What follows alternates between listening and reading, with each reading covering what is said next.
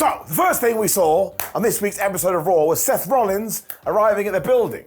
Well, that's a lie, my friends, because we're all nerds and we all know Raw was taped last week. So essentially, Seth Rollins left the building, and he turned around and he walked back into the building. Nearly everyone who we did see arriving at Raw 2 was wearing sunglasses, and damn it, it's November. Also, hello my friends, welcome to Ups and Downs for Raw with me, Simon Miller, the Progress British Champion. Actually, over the weekend, my first defence for this championship was made official. It's this Sunday in London. You can watch it on Triller TV or Demand Progress on that there internet. And I'm in a fatal four-way, and the other three people are all friends. It's like being in school again. I may be screwed. But do not worry about that, and instead join me as I take the finger of power and review Monday Night Raw by giving the good bits an up and the bad bits are down. So Liv Morgan and Raquel, I now wear sunglasses because I'm a bad guy. Rodriguez did come out to kick off Raw. And again, why is everybody wearing sunglasses? I understand at one point in life that wearing the glasses of the sun made you cool. Well, 100% sure that's true in 2024. So I couldn't find any sunglasses, so instead I put a plastic pipe in my mouth, which is very weird. And essentially this entire segment was just to set up the women's WarGames match. Now, yes, this feels very much like we're just doing it because WWE does like to have two of these stipulations. And Liv got in the ring and just went, Jade Cargill and Bianca Belair, I know you don't like us, so I went and got some friends. It's nice. Because out came Nia Jax, Tiffany Stratton and Candice LeRae because the brand split be damned. And I just got on mic and said, listen, I don't care about any of you. I don't really want to be here, but I am, so deal with it. Essentially, she just really hates Bianca Belair, Jade Cargill and Naomi, which meant she had triggered Wrestling Rule 14.8. And literally, as soon as she had said these names, all those three came out and they then got a mic and went, ha ha, we've also got Io Sky. I was like, this is the most convoluted way to set this up. Liv Morgan then continued to laugh as well because she was like, I can do mathematics, I'm really good. And she got out a calculator and said, well, there's 5 of us and there's only 4 of you, so essentially you are totally boned. Then we did get a very cool return and we got a big pop because who is the 5th member on the hero side? It's flippin' Rhea Ripley. She is also wearing the protective face mask, so she is the Undertaker from the early 90s. And I do hope her orbital bone is doing okay. And also, this just made me chuckle. I can't help it, because without the context, it's just really weird. She then got the mic and just went, WarGames. She started to beat everybody up. She also did a headbutt onto Morgan, which was kind of risky, all things considered, when Io Sky decided, well, I feel a little bit left out. She did a moonsault onto the pile. So this will be a good match because it always is, and it's great to have Rhea back. I think she should win the championship in early 2025 when we push her like a super duper whooper star. And as we have to talk about all the time because of the crazies, although of course you're allowed your opinion, I don't want her to start showing weakness. I want her to whoop everybody's ass and be super duper cool. When you kind of do put all that into a little package, it is getting up. However, I do have to say, before Rhea Ripley returned, this was the most by-the-number WWE segment we'd had in years. Actually, it kind of felt like something you would have got from 2019. It also did feel a little bit rushed, and we've already kind of delved into that. I mean, I am of the mind that I think we should get to the Survivor Series and just look at all the feuds and go, well, who benefits having the War Games the most? That way you don't run it into the ground. So while it still will be a fun show, can't get out of my brain, it's getting it down. We then got reminded that Bronson Reed has joined the Bloodline 2.0 at least for a little bit when we got our tale of the tape because our main event is going to be Bronson taking on Seth Rollins. WWE could have saved themselves some time here. They may as well have had someone just walk out onto the screen and go, you know, Bronson Reed, he's really big. When it was time for Rey Mysterio and Zelina Vega versus Chad Gable and Ivy Nile.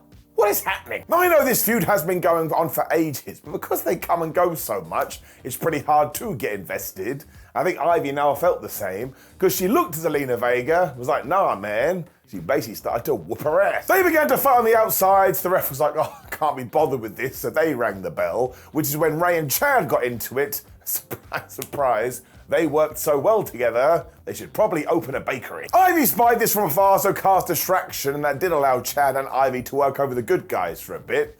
And Ray was just like, well, if you're gonna do that, I'll tag in Zelina Vega, who of course is the master of the Street Fighter tournament. Did got the double knees, which actually didn't work, because Nar then came back with a lariat, and that didn't work either, because Zelina was able to hit a tornado DDT. And of course, when Zelina finally was gonna make the tag, Chad Gable stopped her for ultimate heat.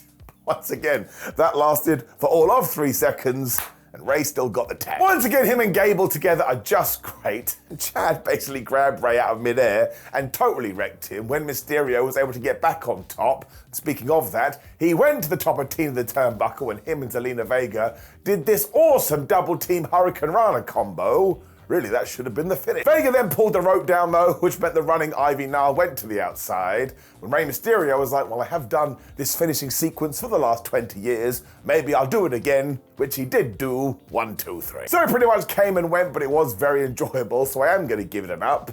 But when it comes to the aftermath, well, I'm just done with it. Because there really must be something in the WWE water. Because when the Creeds got in the ring to say, Chad Gable, don't worry about it, he slapped Julius, and Brutus, his brother, was going in the background. Now listen, Chad Gable did this because he wanted to get them all riled up.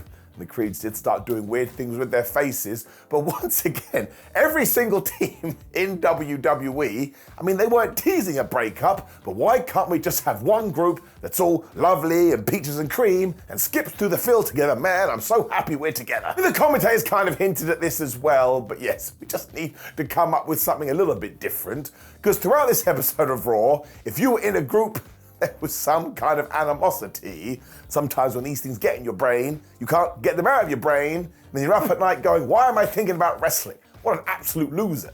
Not that I'm talking about me. Down. I also just don't think they've been featured enough to make it a thing, and I know you're now saying, fine, that's because Raw is only 2 hours, and you wanted Raw to be 2 hours, so I wouldn't worry about it, because in 2025, I think Raw and SmackDown will both be 3 hours, but even then, I prefer Raw at 2 hours. Sound good? Great. Finn Balor then looked over at Liv Morgan backstage. Because she did look quite stressed, he basically manipulated her and was like, don't worry, I'm going to take over for the evening. Now Liv agreed, which was kind of weird because I thought there wasn't meant to be a leader in the Judgment Day, when Balor turned to Dominic Mysterio, his moustache and Carlito, said, listen guys, you're fighting the War Raiders later, and I know you can do a good job. He certainly wasn't doing this. So they are falling out too, as we've already mentioned, because Dom did not give a damn about this. So Balor tried to get him over on his side by kissing his ass. As soon as Carl and Mysterio had left too, JD McDonough pulled Finn to the side. So there you go. We are teasing it again. Although when it does come to the Day of Judgment, when we do get to 2025, they probably should break up. They've had an incredible 2-year run, but it just feels like the right time. We then got a big video focusing on what had happened between The Miz and Final Testament. And The Miz was here going, man, I did such a good job last week. I deserve an Oscar. I was like, Miz, come here. I don't think you get to submit wrestling segments to the Oscar Academy. Karrion Kross then weighed in and said they had exposed the Wyatts and proved they are not invincible. And this didn't last that long, but I tell you, there is something between Miz and Karrion Kross. And actually, over the last few months, Karrion's been really good. I like this kind of weird, calculated character he's got. So I really do hope that we have a big old plan for this. And the best thing is because it is Miz and Karrion, we can start calling them Mac. I don't know about you, but I think that's the greatest revelation in wrestling history. Gunther then revealed he was still mad at Ludwig Kaiser after last week's Raw, because they ran into each other, and clearly there's been no text messages, no WhatsApp, no FaceTimes. Gunther was just like, damn it, man, put it together. And he basically explained that he was so upset with Ludwig because he wants him to go out there and start making a name for himself. If nothing else, he has to start standing on his own 2 feet. And the interesting part is that eventually Gunther said, look into my eyes, what do you see? And either this was a massive faux pas, or he just dropped a massive hint that the CM Punk feud is coming. Though actually, the big hint was a few months ago when CM Punk just said, Gunther, I'm coming for you. But who the flub knows? The reason he did say it though is because he was asking Ludwig, do you think I am the same man I used to be? Because of course the ring general of all people is having a crisis of confidence. And I think this is a genius move because we are now adding layers to the Gunther character. So I will tell you this, probably not going to be next year, but in the next few years, this man is going to headline WrestleMania. I just love the fact that he's down on his luck because he has suffered some losses. This is when he realized Damian Priest was right here signing autographs. So whoever from management put them so close is an idiot. And even though he tried to attack Damian, Priest was like, no. And he whooped Gunther's ass instead. So it happened again. The ring general is not on his game. Damian also said that he may be the general of the ring, but Priest is the general of the streets. You say that out loud, Well, it sounds a little bit dodgy. Anna Pierce eventually walked up to, and Priest is just so cool, it's like, don't worry about it, I dealt with it, and I actually am looking forward to this at the Survivor Series, because while I do not think Damian Priest is going to win his championship back, we have done enough to make me believe, and if nothing else, like I say, Damian Priest is on his game right now. He is knocking all these segments out the park, so much so, give it head up. When we probably had the best match of the night for the Intercontinental title, Bron Breakker versus Sheamus, I could watch them fight forever, or for the allocated minutes they get on Monday Night Raw. It was proper back and forth to begin with, so we could portray them as equals, when essentially Bron Breakker threw Sheamus over an announce table, and he dove off the top rope with this crazy dive.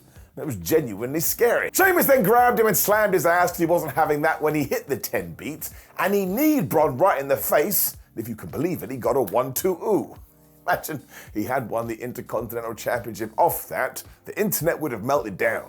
The internet melts down all the time. Somebody could say the wrong word and they're like, oh, this end of days, shut down the promotion. Breakker then returned fire with a backbreaker, so Sheamus hit the white noise, where Bron actually hit the Frankensteiner from the top rope. And let's not forget, my friends, Bron Breakker is a big dude, Sheamus is a big dude, so that looked phenomenal, but once again, I only got a 1-2-ooh. He then tried for the spear, but Sheamus was able to whack him right in the nose. Although Bron then just went for the spear anyway. And do you know what Sheamus did? He rolled out of the ring. So as I keep telling you, this is the most popular move in 2024. And actually, it's a credit to the wrestlers. They finally educated themselves. And I'm like, well, if I roll out the ring, I most certainly can't be beat. It did, however, mean that Sheamus was in position for the super spear that Bron likes to hit on the outside. But just when he was doing his big run, Ludwig Kaiser went, ta-da! And he teleported in. And it caused a disqualification. Now listen, that does suck. DQs always blow a little bit. But because I like Ludwig Kaiser so much, there was a small part of me, this part here, that was like, I'm happy. It also means we can now put Ludwig into the IC picture, which means at the Survivor Series, or at the Saturday Night's main event, or on that first Netflix show, you're going to get Sheamus versus Bron Breakker versus Ludwig Kaiser. And I've searched my feelings like a Jedi. I can't get mad at that. And also, this match was so good, dare I say it was a banger. Give it an up. It was Bloodline time after this. Strap yourself in. For Jey Uso, Jimmy Uso, and Sami Zayn found Seth Rollins and basically said, listen, Seth, we understand where you're coming from. It's bigger than you, and it's bigger than us. We need you in WarGames, pal. Otherwise, what the flub are we gonna do? Now, of course, they had another reasoning, because Bronson Reed has joined the Bloodline 2.0, and that's your enemy, Seth. So Rollins turned around with his wonderful hair and he said, no. This is because he is a man of honor and he is a man of his word. And while he'd be happy to help out Jimmy J or Sammy, he is not going to do anything for Roman Reigns because he doesn't want him and that wonderful beard to get back on top again. So my gosh, do I love Seth Rollins, because right now he is the protector of stories. But even if you do head in this direction and Seth does pop up at the WarGames, all you have to do at one point during that is ensure Rollins goes, hey Roman, and punches him right in the face. Then you could do that feud in 2025, and who doesn't want that? It really does make you feel rewarded for being a long-term watcher of the show too, and it adds to the Seth Rollins character. He is going to be wounded by this for life. We then got this really good video for Dakota Kai, and later on we got one for Lyra Valkyria too. So we should be doing more of this. I mean, it was way better than what we did for Dakota last week. And as for poor Lyra, she can't even get on the flipping show. We also made sure that the WarGames were official, so it is going to be Team Morgan versus Team Rhea. We've already talked about this. Yes, it's sort of come out of nowhere, like that time I woke up and I'd lost my hair, but the women have been in this position time and time again. And usually they go out there and they totally cook. The advantage will be decided next week because it is going to be Bianca Belair versus Nia Jax, which is interesting when it was time for the Judgment Day versus the War Raiders. And damn it, I think the War Raiders are going to become the tag team champions. I mean, we kind of teased that they were going to lose here because Dominic Mysterio and Carlito cheated right away. This is when the fans started to chant, war, war, war. I thought about this. I think that's something we want to chart. The condom is also completely crazy, because at one point when he was on the up, he walked right to the camera and he started twiddling his mustache. If you kind of made this black and white and put some old school music over it, you'd probably think it was a film from the 30s. Eric eventually got this hot slap. He just crushed Dominic Mysterio with a cannonball. I think this is when Ivar felt left out, so he took both members of the Judgment Day and he quite literally threw them into each other. I think at that point too, an apple just came flying out of Carlito, so what is wrong with that guy? Although I presume he was going to use it as a weapon, but it meant he was totally screwed because he got hit with the War Machine by the War Raiders, 1, 2, 3. Now of course JD McDonough and Finn Balor flew in after this and totally whooped their ass, and I think they even tried to re-break Eric's neck, and that's the reason he was out for so long. So they must be the worst humans on the planet, because they could have gone, we're just going to rough them up a bit, but no, they were going to snap the bone that exists between your head and your body. So once again, at a Survivor Series or a Saturday Night's Main Event or on that Netflix show, we should do this match. We should make the War Raiders the champions. And also in 2025, let's do way better with both men's tag team titles. Don't think they've been that great this year. This was a good match. Up. When we just had the best Wyatt 6 video. I mean, it was mostly Bo Dallas, who is now basically becoming Bray Wyatt, which is a little bit spooky wooky. And just to sort of explain why he is so good, I'm just going to read you what he said here. The trust of the innocent is a liar's most useful tool. We offered you salvation. Freedom from the pit. I tried to warn you, but you've damned yourself. I'm sorry for what happened next. You chose this. Hands will forever be bloodstained crimson scarlet because of your actions, and you will lose what matters most. I never wanted this. Now that sounds crap, right? But when you do watch it, it hits you right in the tum-tum. Because again, Bo Dallas or Uncle Howdy, whatever we want to call him, he just has that delivery. When he was done, I was like, oh my gosh, we're going to wind up in the Phantom Zone. So I really am enjoying this feud, and as I said earlier, I just hope there's a good idea for it at the end. I don't just want you win, we all win. I want some kind of magic or something like that. When we had to deal with our parents getting divorced again, and I tell you, it's really starting to bother me. But the Alpha Academy were telling Kofi Kingston they cannot wait for the 10-year celebration of the New Day. When Xavier Woods walked in, he was like, damn it, Kofi, we've been arguing now, we never used to argue, and I can't get what Karrion Kross said out of my head. He thinks the New Day is dead, and we're the idiots that can't see it.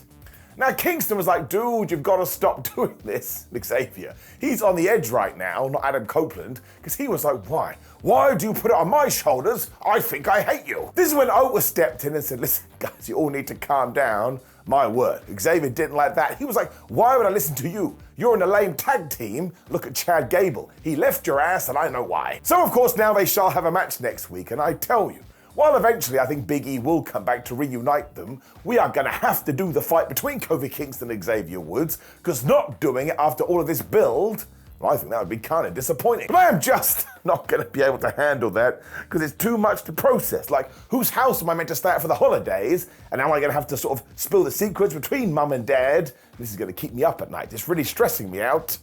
Let's just move on.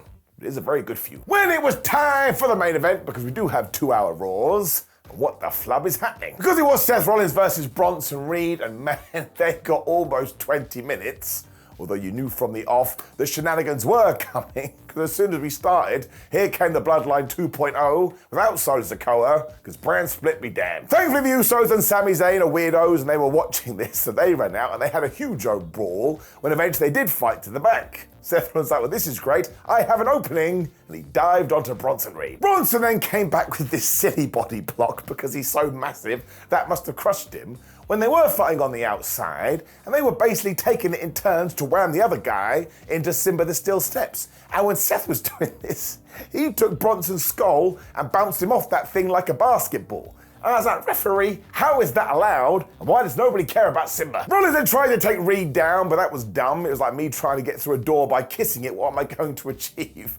When Bronson gave him this mad bomb of power, I mean, he crushed it. The most powerful force in all of sports entertainment. The commercial break then struck, because when we came back from the advert, Reed was thinking he was going to jump off the top when Seth was like, well, I can use your momentum against you. But as he got into revenge, he hit a power bomb of his own. He also got a moonsault, which was a total waste of time because Reed was able to kick out a one. And this happened again after this because Rollins went on a flurry and he hit the splash of the frogs and Reed just kicked out the 1-2-0. By this point, Rollins probably should have just got a gun and shot this guy, but I understand that he wasn't able to do that. When Reed was able to crack him with the brainbuster, when like Britney Spears, we did it again because Bronson was going for the tsunami. And what did Seth Rollins do? He rolled away. Now somehow that did work and Seth was able to hit the pedigree, but once again that was a near fall when he smashed Bronson Reed with the curb stomp and he didn't pin it. I was like, Seth, man, that's your finishing move. But actually he had learned and he was going to go to the top rope to do the super stomp, because do you know who he'd been inspired by? Mario. The issue is, though, Seth Rollins is not a man trying to save the Mushroom Kingdom, and he is just a wrestler. So when another wrestler appeared outside of the ring and was going, over here, Seth Rollins, he had to look, and it was Solo Sikoa, who has basically become a walking cartoon. I love him so much. By the time Rollins had got back into the match, who had taken his med pack? It was Bronson Reed. He hit the DVD when he hit the tsunami, and you know the deal with that move. It always works. Bronson Reed pins Seth Rollins. Sikoa also made sure to get in the ring and raise Bronson's hand here, so of course you can see the tease. Maybe Seth gets so mad he does come back next week and says, hey, Bloodline, I'm in, but I still don't like Roman Reigns. So yes, and I've already talked about this, if we do that, he just has to smack Roman right in the face. There's also a rumor going out there that maybe this is when Paul Heyman comes back and he says, hey, I know a Paul Heyman guy who could be inserted into this. Flub me sideways, it would be CM Punk. I like that idea. There's also an extra part to it because, of course, at WrestleMania, I think we will do Rollins versus Punk, so this could be the start of it. Although, you know, if I do believe my Tootsie Toes and I do like listening to my feet, I think ultimately sometimes WWE likes to stick to the obvious. The obvious is that it will be Seth Rollins. Either way, though, this WarGames does feel like it's been thought out for a while. I do find it very intriguing, and I don't care how he got the win. Bronson Reed getting that victory is great for him. He's going to have a wonderful 2025. He's getting it out. Which brings us to the end of Raw, and listen, I am way dialed into Survivor Series. Some people go, it doesn't look very good on paper, but I disagree, especially because the week after we get Saturday night's main event. This is some good wrestling, my friends. Up. Now, of course, please do leave me a comment and let me know what you thought about last night's Raw, and click the video on the screen, which is ups and downs for SmackDown. Otherwise, you won't know my opinions and how you're going to cope before you like the video, share the video, and subscribe. But otherwise, it is the start of a brand new wrestling week, so enjoy it, my friends. I'm definitely going to lose my voice, but maybe I'll just talk out of my nose. What does that mean? Goodbye.